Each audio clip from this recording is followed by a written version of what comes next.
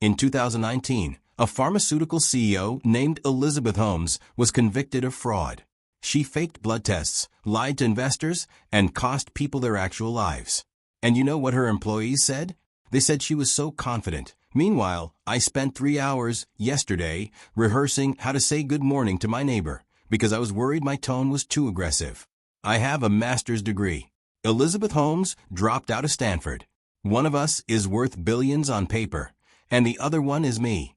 And statistically, you're probably me too. Welcome to Imposter Syndrome, the $85 billion mental fraud we all commit against ourselves. And no, that number is not made up. Stick around if you've ever felt like a toddler wearing a suit to a board meeting. Let me set the scene. It's your first day at a new job. You're qualified. You interviewed. They chose you.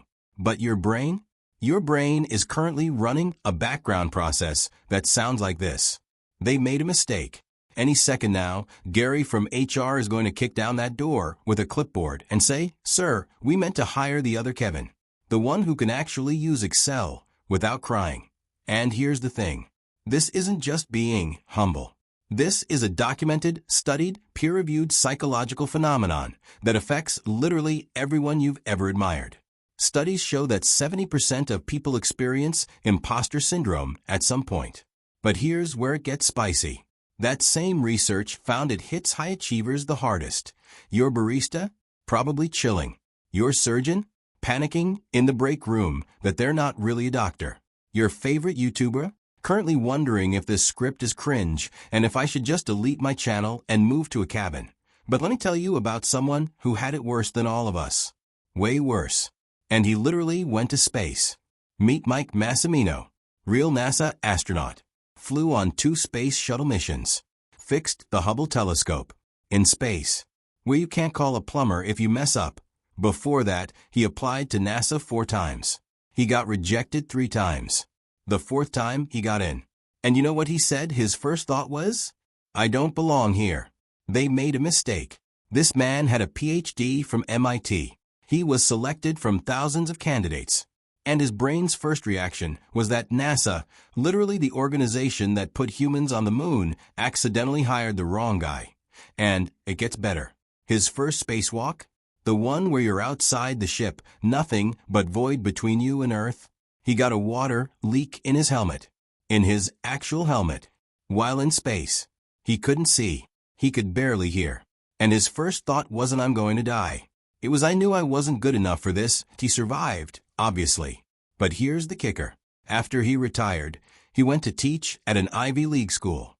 And he said every single semester, without fail, some student would come to his office and say, "Professor Massimino, I don't think I belong here."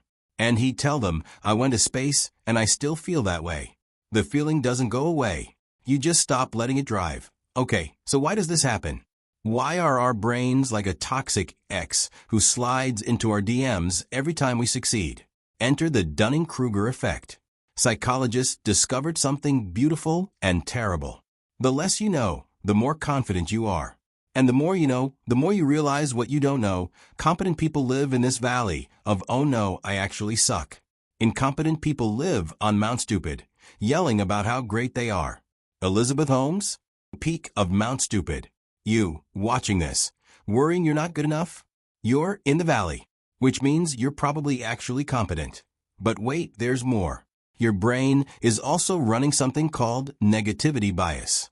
It's an evolutionary leftover. Your ancestors who thought that rustling bush is definitely a tiger survived. The ones who thought it's probably fine got eaten. So your brain is literally wired to overestimate threats and underestimate your own abilities. Dr. Valerie Young, who literally wrote the book on this, found there are 5 types of imposter syndrome.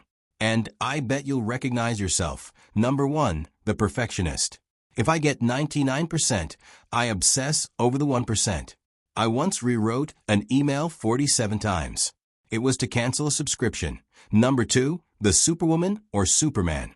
If I'm not working 80 hours a week, I feel lazy. My hobby is more work. Number 3, the natural genius.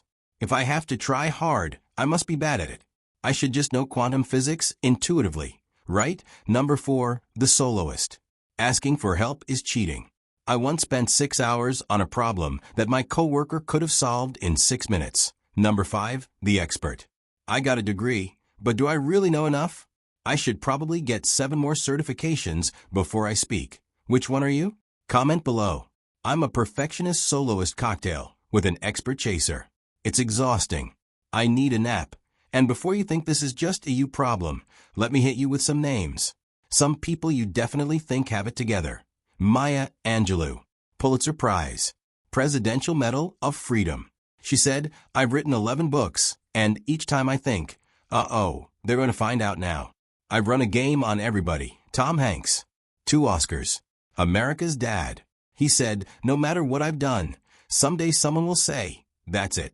That's enough. You're out. And my favorite, Neil Gaiman. Legendary author. He once went to a fancy event full of accomplished artists and writers, and he felt like a fraud. So he started talking to an older gentleman about how he felt like he didn't belong. And the older gentleman said, I feel exactly the same way. I just look at all these people and think I don't measure up. That older gentleman? Neil Armstrong. First human on the moon. The actual moon. Felt like he didn't measure up. That is, if Neil Armstrong feels like a fraud, and you feel like a fraud, then apparently feeling like a fraud is just the human condition? We're all just sophisticated monkeys in ties, hoping nobody notices we don't know what we're doing? Yes. Yes, we are.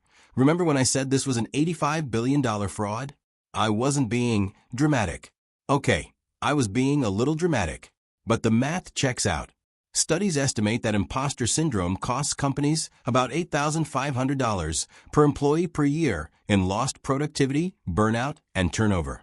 Multiply that by the millions of knowledge workers in the U.S. who experience it severely. That's roughly $85 billion annually in the U.S. alone. And it's not just money. It's careers never started, books never written, businesses never launched, songs never sung. Because someone thought, I'm not qualified. The fraud isn't that you're faking it. The fraud is that you convinced yourself you were faking it when you were actually doing the work all along. How do you fix it? You don't. But you can manage it. Here's my good enough protocol. 3 things that actually work. Point 1. The evidence folder. Every time someone compliments your work, screenshot it. Save the email. Write it down. When your brain says you suck, open the folder. Your brain is a liar. The folder is the receipts. Point 2. The so what test.